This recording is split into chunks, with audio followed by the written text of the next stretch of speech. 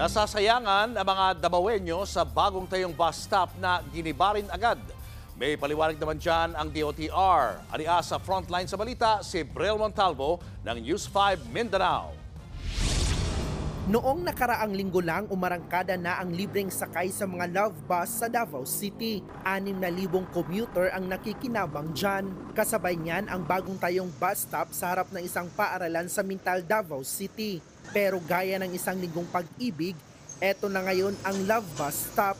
Giniba kahapon, winasak parang walang nangyari. Maganda na sana at malapit na sanang matapos, pero nagulat na lang kami na sinira agad. Parang sinasayang lang nilang pera, sayang ang gastos. Napakasayang talaga. Naghihirap pa naman ang mga Pilipino.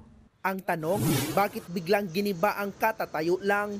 Paliwanag ng Department of Transportation, mock-up lang daw iyon.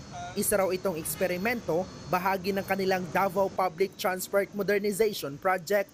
2 linggo raw din-display ang bus stop para ipakita sa mga Davaoenyo at LGU ang proyekto at makapagbigay sila ng feedback.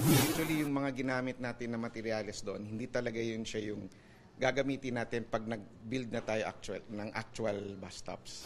Wala raw na sayang na pondo riyan dahil parte ito ng nasabing proyekto. Aabot sa higit 1,000 bus stop ang ipapatayo ng DOTR sa Davao City.